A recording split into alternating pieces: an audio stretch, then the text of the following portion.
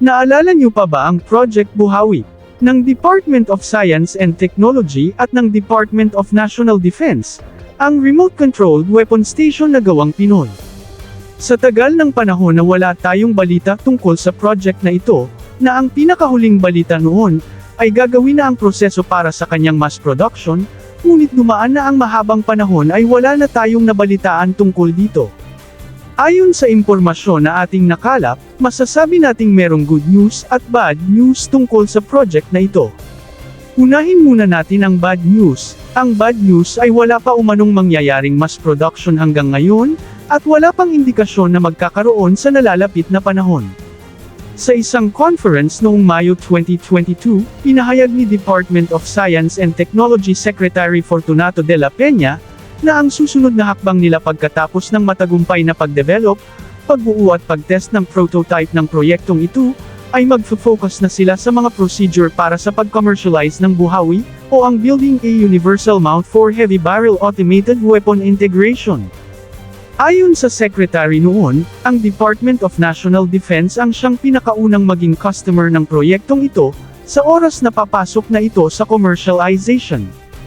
Lumipas ang mahigit 2 taon, ay hindi pa tuluyang naisakatuparan ang vision na ito ng Department of Science and Technology at Department of National Defense. Ngunit heto ang good news. Ayon sa impormasyon, sa ginanap na Asian Defense ang Security Exhibition sa Pasay City, ang Naval Research and Technology Development ng Philippine Navy ay nag-display ng scaled model ng nasabing proyekto, at dito ay kanilang pinahayag, na merong ongoing procurement ang Philippine Navy, sa pagbili ng 10 units na ikakabit para sa 10 nilang barko. Ayon sa kanila, hanggang 160 million pesos ang ilalaan ng Department of National Defense, para sa pagbili ng mga Buhawi. Kaya agad tayong nag-research para sa impormasyon na ito, at ating napag-alaman, na totoong mayroong ongoing procurement ang Department of National Defense. Ito ay base sa supplemental bid na ating nakalap mula sa kanilang website, na naglalaan sila ng halagang 160 million pesos para sa pagbuo o paggawa ng mga Buhawi remote-controlled weapon station.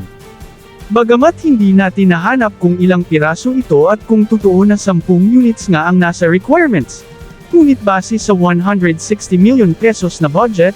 ay akmang-akma talaga ito, sa estimated price ng Buhawi remote-controlled weapon station, na 14 million hanggang 16 million pesos ang bawat unit nito. Ito ay hindi pa natin makonsider na isang mass production, ngunit ito ay isa sa kinakailangang hakbang, upang magiging exportable ang Buhawi. Tulad ng Pilipinas, ang ibang bansa bago bumili ng isang kagamitan, ay mayroon din silang mga requirements, na kailangang ang weapon system na yun, ay ginagamit mismo ng bansang gumawa nito, kaya ang procurement na ito ng Philippine Navy, ay magki-clear sa requirement na iyon. Hindi binanggit ng Naval Research and Technology Development Center ng Philippine Navy, kung anong mga barko ang kakabitan ng 10 Buhawi na ito, ngunit ayon sa kanila, ay hindi lamang mga maliliit na barko ang ikakabit ang mga Buhawi na ito, kundi pati na rin sa mga malalaking surface combatants ng Philippine Navy ngayon. Ang 2 Tarlac class ay maaaring isa sa kakabitan sa 10 mga Buhawi remote-controlled weapon station na ito, kung saan tinatayang nangangailangan ito ng 2 Buhawi RCWS ang bawat Tarlac class. May mga balita na rin noon, na ang BRP Conrado Yap at ang 3 Cyclone class, ay mga barko na napupuswan ng Philippine Navy, na magkaroon ng Filipino-made remote-controlled weapon station na Buhawi. Matatandaang ang PC-376 patrol craft na BRP Alano ng Philippine Navy, ay ang pinakaunang kinabitan ng remote-controlled weapon station na ito ng Pilipinas, at nakakabit pa rin ito hanggang ngayon.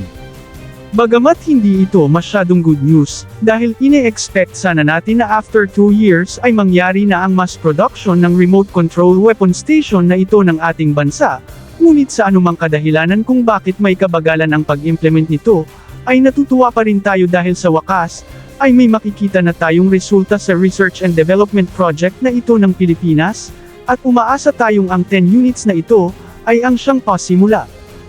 Ang Buhawi Remote-Controlled Weapon Station, ay produkto ng research and development ng Department of Science and Technology at Department of National Defense, na ang Pakay ay gumawa ng sariling RCWS na may pinakamataas na accuracy rate, at mayroong night and day mission capability, at ang plano ay ikakabit sa lahat ng barko ng Philippine Navy, at naglalayon din sa pag-export nito sa ibang bansa. Bahagi ito ng Self-Reliance Defense Program, at sinasabing first step ito tungo sa paggawa ng mas malalaki pang mga close-in weapon system sa hinaharap. Ina-adopt na rin ng Philippine Army ang proyektong ito, na naglalayon silang makabitan din ang kanilang mga pangunahing mga armored vehicles. Project Cobra naman ang tawag ng version ng Buhawi RCWS na para sa Philippine Army, na ayon sa pinakahuling impormasyon, ay maganda ang naging resulta ng development na para sa kanila, at inaasahang susunod na rin ng Army sa procurement ng mga ito, sa susunod na taon.